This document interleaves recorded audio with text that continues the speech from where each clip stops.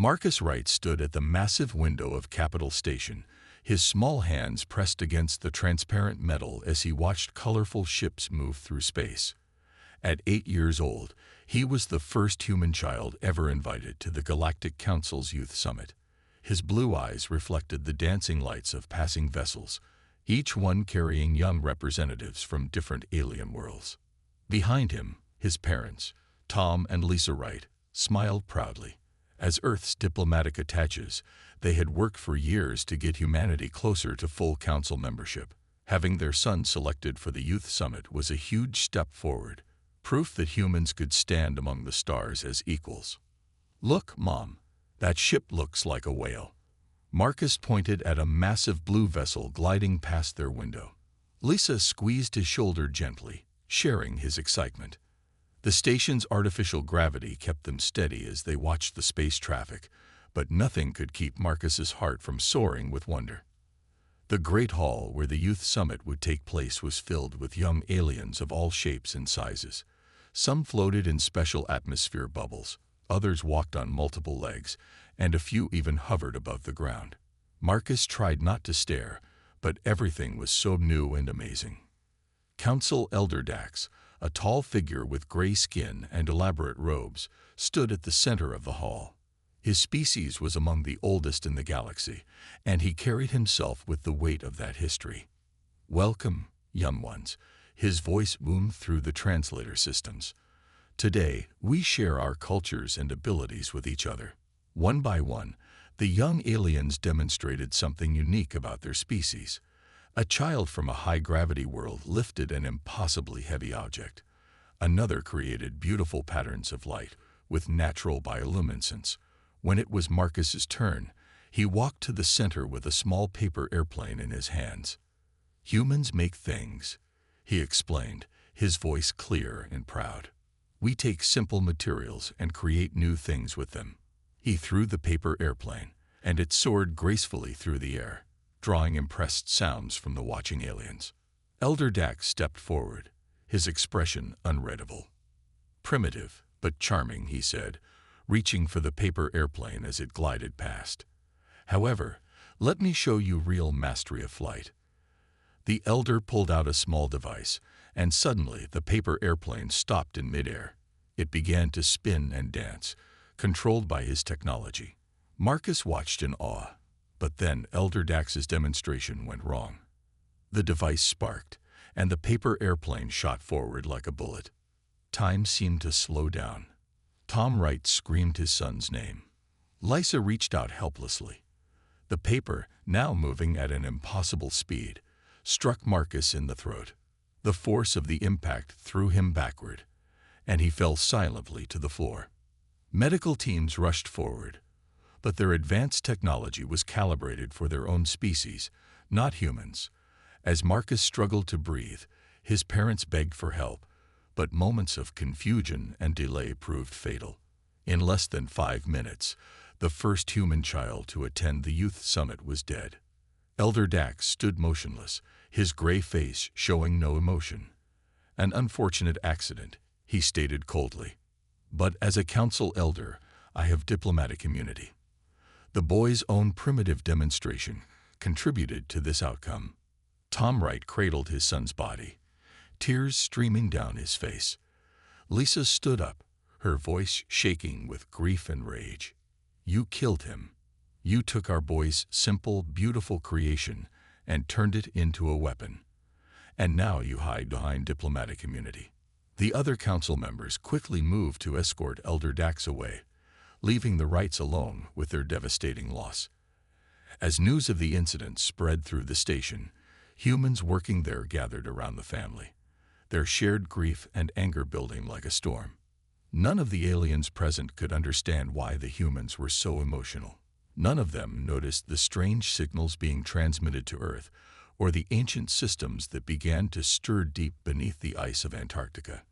None of them knew that the death of one human child would shake the foundations of their galactic civilization. As Marcus's body was prepared for return to Earth, his paper airplane, now stained with red, lay forgotten on the floor of the Great Hall.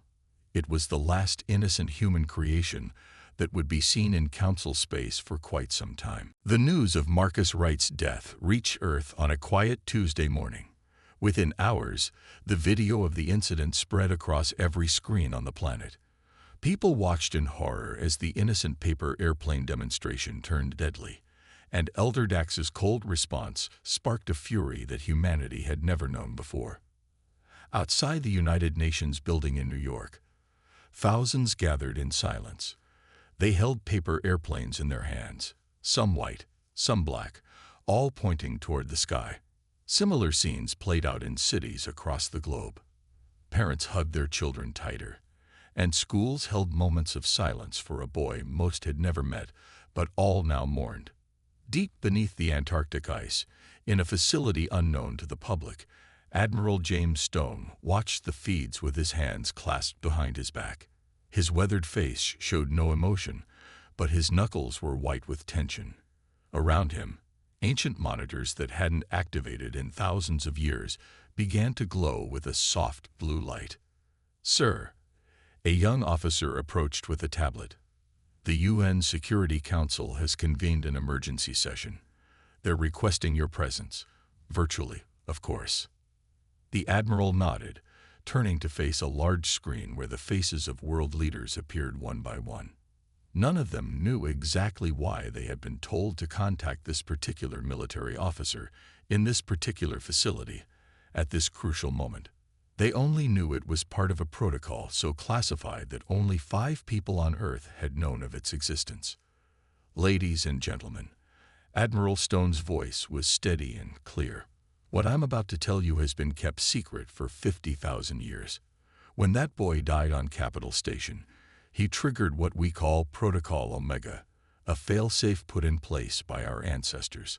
The screen behind him lit up with images that made the world leaders gasp.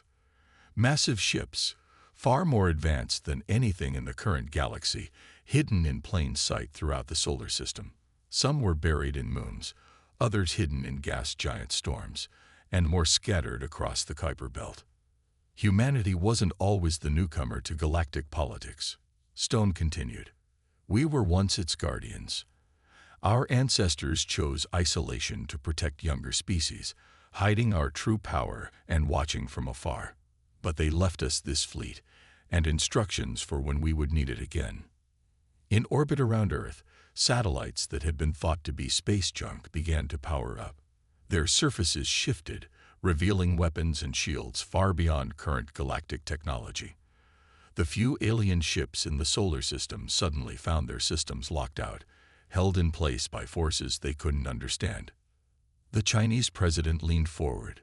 "You're saying we've had this power all along, and we're only using it now. The death of an innocent child at the hands of those we trusted to be better, and their refusal to accept responsibility. That was the line our ancestors drew," Stone replied. "They believed that only an event that united humanity in both grief and purpose would prove we were ready for this responsibility again." As he spoke, the ice above the Antarctic facility began to crack. A massive shape rose from the depths, water freezing instantly around it in the polar air. It was a command ship, its dark hull gleaming with power that had waited patiently through the ages. Around the world, other hidden facilities began to activate. In the Sahara, sand poured off an ancient landing pad.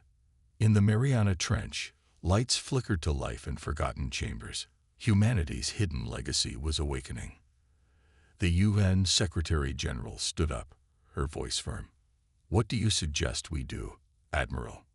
Stone's eyes turned to a small screen showing Marcus Wright's smiling face, a school photo taken just months before his death. "First, we show them who we really are. Then, we remind them why their ancestors once looked to Earth not with contempt, but with respect and gratitude." "And Elder Dax?" someone asked. "Justice comes first," Stone replied. "Our ancestors hid this fleet not because they were weak, but because they were strong enough to wait.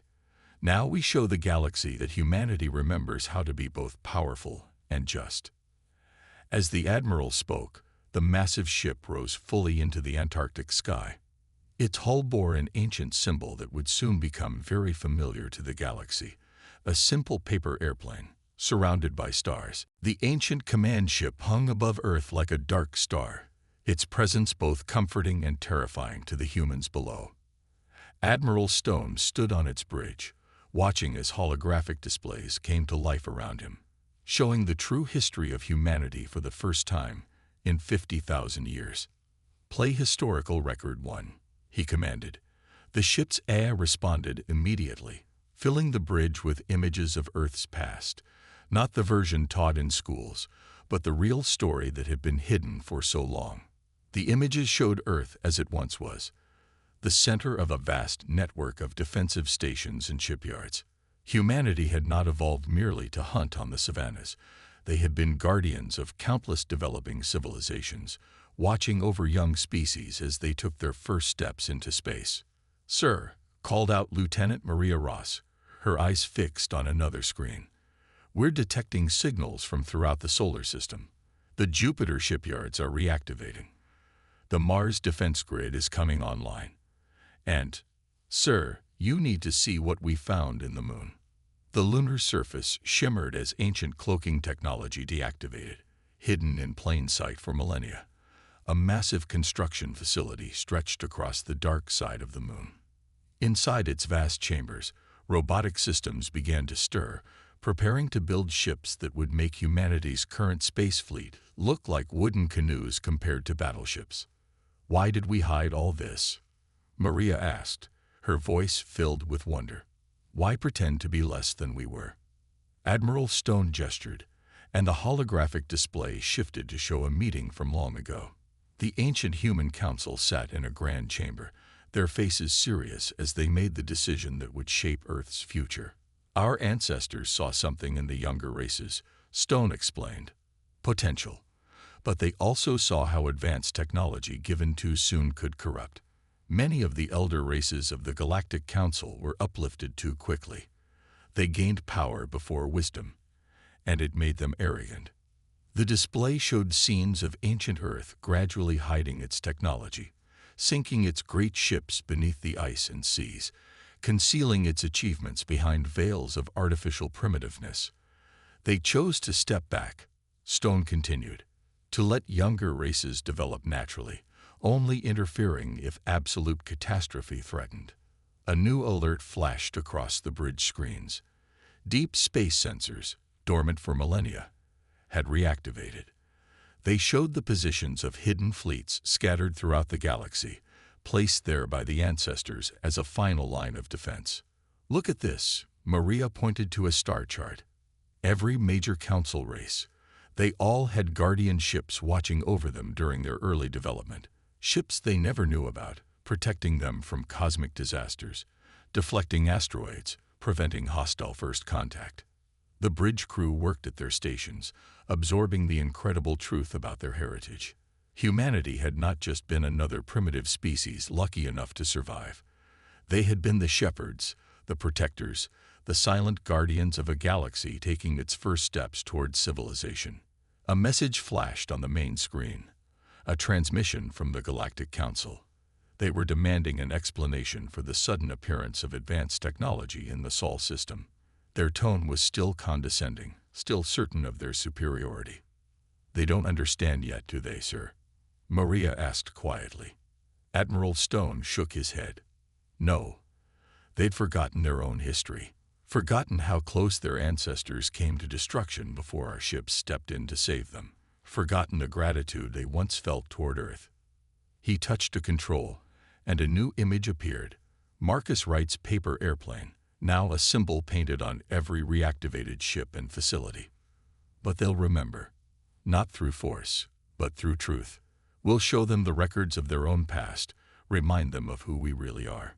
The Admiral's eyes turned to the weapons systems, powerful enough to end the Council's dominance in moments, but that wasn't their purpose. Never had been. "We protected them once," he said softly, "and we will again. But first, they need to understand that true power isn't about immunity from consequences. It's about accepting responsibility." As if in response, another ancient facility activated, this one deep in the asteroid belt. Within its vast database lay the full records of every species' development, every time Earth's hidden ships had intervened to protect them, every moment of humanity's long vigil over the galaxy's children.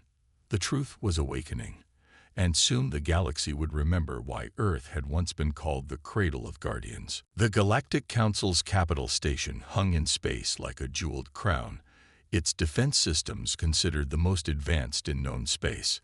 Council members had laughed when they detected a single Earth ship emerging from Jupiter's storms. They stopped laughing when their sensors tried to scan it. The Earth vessel, named Guardian, was unlike anything the galaxy had seen in recorded history. Its dark hull seemed to drink in light, and its size rivaled the largest Council battleships. But most disturbing was how their best scanners simply slid off it, as if the ship wasn't quite fully in normal space. Inside the Guardian's bridge, Admiral Stone stood calmly.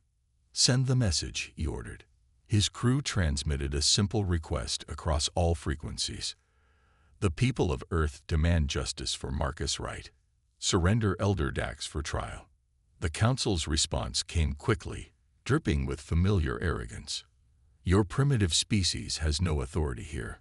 These Theatrix with your single ship are beneath our notice.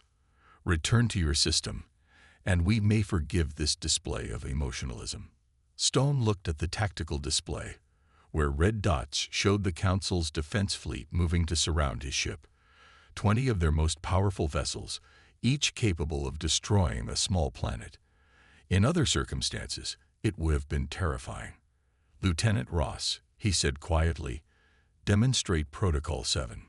Maria's fingers moved across her console. The Guardian's hull began to pulse with soft blue light. Suddenly, every weapon on Capital Station powered down. The mighty defense fleet found their engines shutting off. Even their artificial gravity flickered. Panic erupted on Capital Station. The Council members watched in horror as their most advanced technology was turned off as easily as a child's toys. Their own screens came to life, showing them something impossible. Their ships were being held in place by technology that, according to their records, couldn't exist. "Second message," Stone commanded. "Replay the footage." On every screen across Capital Station, the video of Marcus Wright's death played. But this time, it was accompanied by something else. Historical records showing Elder Dax's species in their early days, when they were still learning to reach for the stars. And there, protecting them from a massive solar flare that would have ended their civilization, was an Earth ship, one that looked exactly like the Guardian. "We were there," Stone's voice echoed through every speaker. "When your son nearly destroyed you, we were there. When the Great Plague almost wiped out your colonies, we were there. Every time your species faced extinction, humanity's ships saved you. And then we stepped back, letting you believe you had survived on your own." The Council chamber erupted in chaos. Younger species representatives stared at the proof of their own saved histories. Older races frantically searched their ancient records, finding long-hidden references to mysterious saviors. Elder Dax stood from his council seat, his gray face now pale. "These are tricks," he declared. "Primitive human deceptions." Admiral Stone's response was to activate the Guardian's main systems. The ship's hull opened like a blooming flower, revealing technology that made the Council's best achievements look like stone tools. From its core, a beam of pure golden light reached out and touched Capital Station. For a moment, every being on the station felt what Marcus had felt, the wonder of a child seeing the stars for the first time. The joy of creating something as simple as a paper airplane, the pure potential that had been snuffed out by arrogance and indifference. "We hid our power not because we were weak," Stone's voice was heavy with emotion, "but because we wanted you all to grow, to develop, to reach the stars in your own way. We were your guardians, your protectors, your silent watchers. And now, because one of you killed an innocent child and hides behind immunity, you will remember who we are." The Guardian's light faded, leaving the station's systems restored but forever changed. Their computers now contained proof of humanity's role in their history. Their weapons remained, but they would never work against Earth ships again. "You have 24 hours, Stone declared. "Deliver Elder Dax to face justice, or witness the full awakening of Earth's fleet. We will not destroy. We will not conquer. But we will have justice." As the Guardian moved away from the station, its hull once again dark and mysterious, the Council faced a truth they had forgotten. Sometimes the most powerful beings in the galaxy are the ones who choose not to show their power at all. The Council chamber had never been so loud. Representatives from 100 worlds argued as more proof of Earth's ancient protection appeared in their records. Young species delegates stood up one by one, their voices filled with awe as they described discoveries of Earth ships saving their ancestors. 3 times, shouted the representative from Proxima B, his scaled skin shimmering with emotion. 3 times Earth's ships drove away hostile invaders from our early colonies. We thought they were just legends. In the corner of the chamber, Elder Dax watched with growing fear. His guards had been quietly replaced by younger species security forces. Even his own people were backing away from him, reading ancient records of how Earth had saved their civilization from a deadly plague. Outside the station's windows, more Earth ships appeared. They rose from hidden bases on moons and asteroids, emerged from gas giant storms, and dropped their ancient cloaking fields. Each one bore the symbol of a paper airplane, a reminder of why they had awakened. Admiral Stone's voice echoed through the chamber again. "We have activated the historical archives in your oldest buildings. Look at your own histories. Remember who protected you when you were young." The Council's first speaker, an ancient being named Vor, raised his hands for silence. "If what you say is true, why reveal yourselves now? Why not stay hidden?" The main screen lit up with Marcus Wright's face. "Because," Stone replied, "when an innocent child was killed, you showed us that some of you have forgotten the responsibility that comes with power. You've forgotten what it means to protect those who are younger, weaker, or different." Elder Dax suddenly bolted for the private shuttle base. He made it 3 steps before running into an invisible wall. A small Earth drone decloaked in front of him, projecting the barrier. "The time for running is over." Stone's voice was calm but firm. "Face justice, Elder Dax. Show that the wisdom we once protected has not been completely lost." More revelations poured in from across the galaxy. On 1,000 worlds, hidden Earth facilities activated, showing records of humanity's ancient guardianship. Archaeological sites yielded proof that had been staring them in the face. The remains of Earth ships that had sacrificed themselves to save developing civilizations. "I move to support Earth's demand for justice," the Proxima B representative declared. Others quickly joined him, mostly younger species who had just learned how much they owed to humanity's silent protection. Some of the older races remained hostile, their pride wounded by the revelation that they hadn't achieved greatness entirely on their own. They threatened war, until their own military leaders stepped forward with even more shocking news. "Our weapons won't fire on Earth ships," a Council admiral admitted. "The safety protocols are built into the very core of our technology, put there 50,000 years ago. We never even noticed." Elder Dax fell to his knees as his last supporters abandoned him. "You don't understand," he pleaded. "It was just one human child. Why does this matter so much?" The chamber went silent as a new figure appeared on the main screen.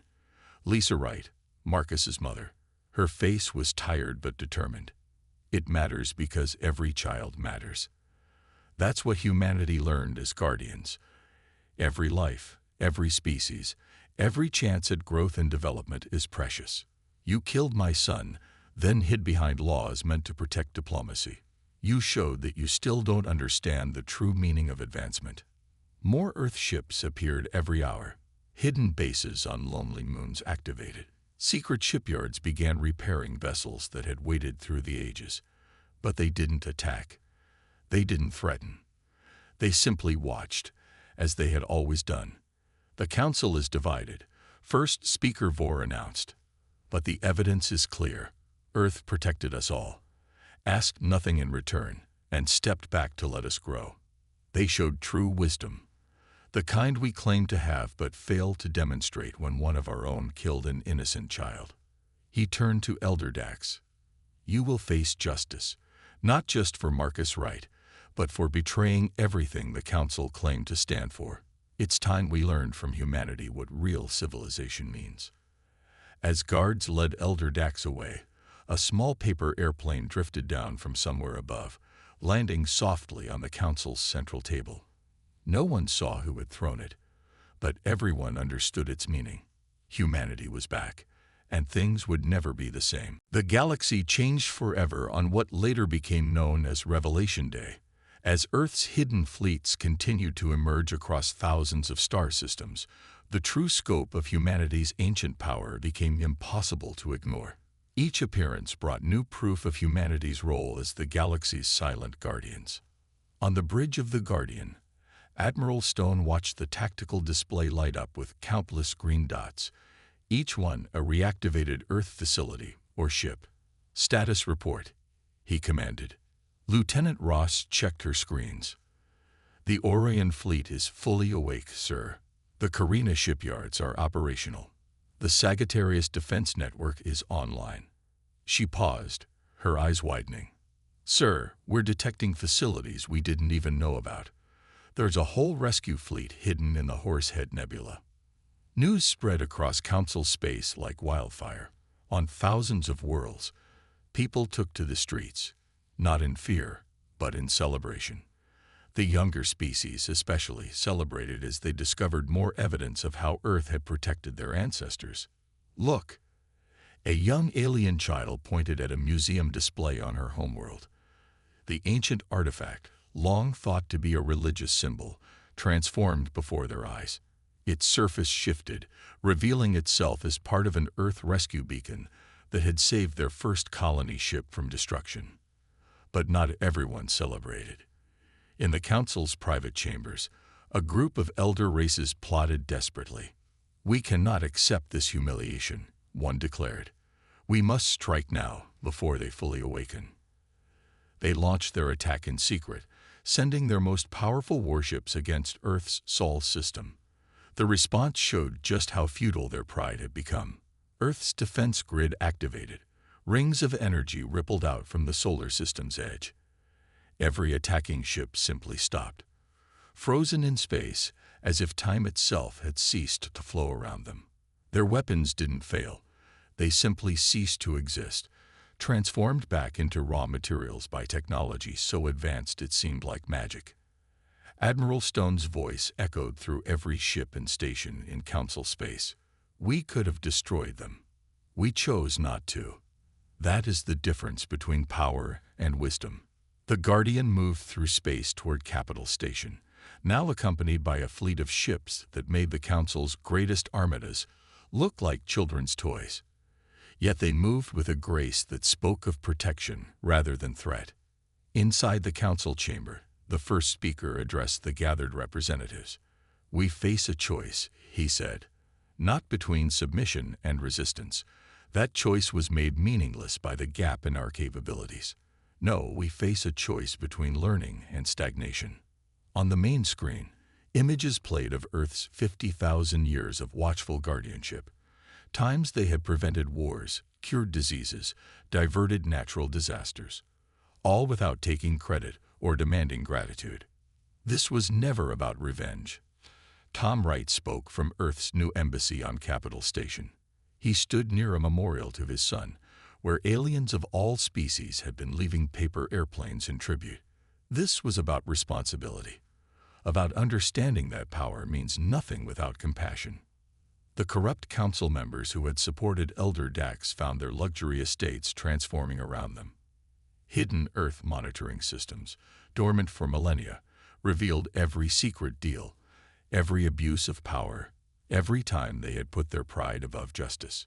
Your civilization will not be destroyed, Admiral Stone assured the gathered representatives. But it will change. The time of hiding behind diplomatic immunity while committing crimes is over. The time of dismissing younger species as primitive is finished. Lieutenant Ross approached with a new report. Sir, we found something else. The ancient records, They show that humanity wasn't the first guardian species. We were chosen, taught, prepared for this role by someone even older. Stone nodded slowly. Perhaps that's the next lesson we all need to learn. Even the teachers were once students. Even the guardians were once protected. As Earth's ships took up positions throughout Council space, they created something new, not an empire, but a network of protection and guidance. The paper airplane symbol came to mean hope to thousands of worlds, a reminder that true power lies not in the ability to destroy, but in the choice to protect. In the Wright family's quarter on Capitol Station, Lisa held a small paper airplane, the last one Marcus had ever made.